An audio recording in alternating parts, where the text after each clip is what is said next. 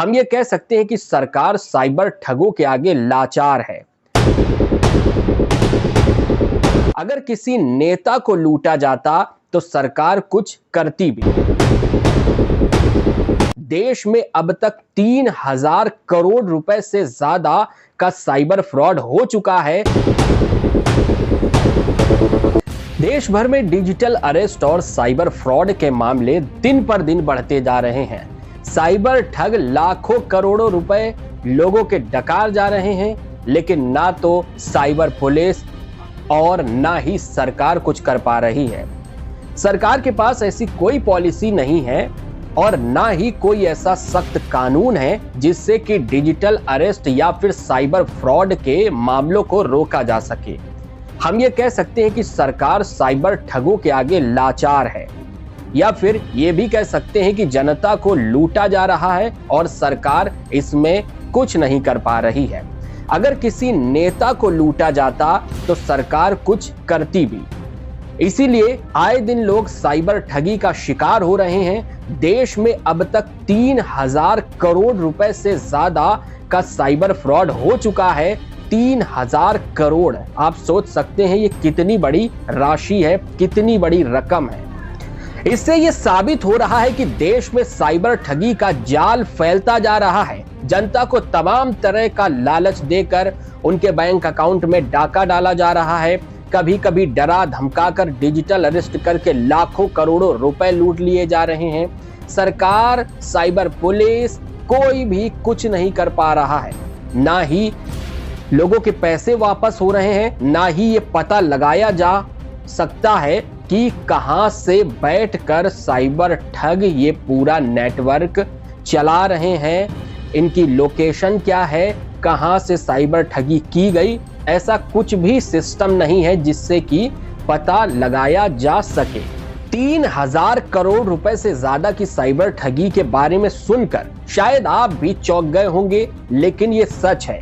ये आंकड़ा केंद्र सरकार की ओर से सुप्रीम कोर्ट में पेश किया गया है, जिसके बाद सुप्रीम कोर्ट की ओर से डिजिटल अरेस्ट और साइबर फ्रॉड के मामलों में नाराजगी जताई गई है।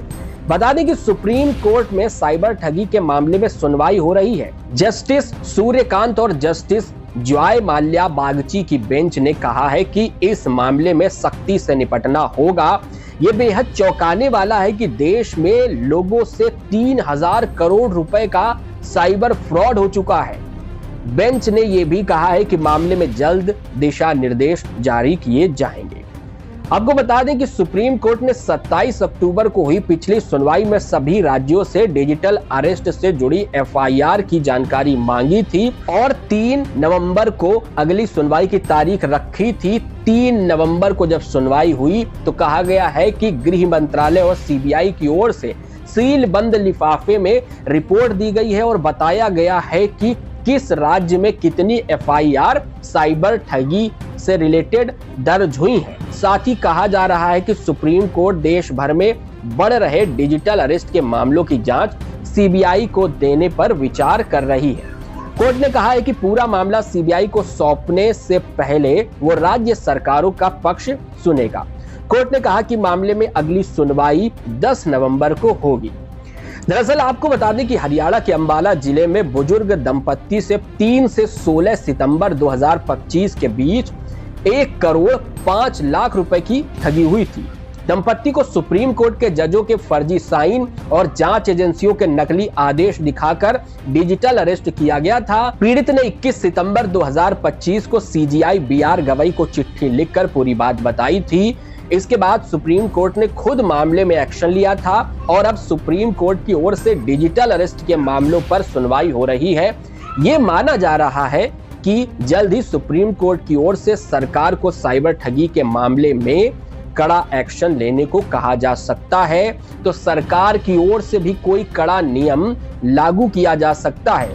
लेकिन तब तक सतर्कता ही बचाव है और सतर्क रहें, क्योंकि सावधानी ही बचाव है। ये पहले भी कहा गया है। डिजिटल अरेस्ट के मामलों में भी यही फॉर्मूला लागू होता है। अगर आपके पास कोई भी अनजान नंबर से कॉल आ रही है तो डरने की जरूरत नहीं है। आप उस कॉल को काट दें, अगर आपको समझ में नहीं आ रहा है, कोई डराने धमकाने की कोशिश कर रहा है, तो अपने नजदीकी थाने में जाकर शिकायत दर्ज कर सकते हैं। टोल फ्री नंबर भी है, उस पर कॉल कर सकते हैं। ऐसे तमाम तरीके हैं जिससे आप बच सकते हैं। फिलहाल ये वीडियो आपको कैसा लगा हमें कमेंट करके बताएं। धन्यवाद। जय हिंद, जय भारत।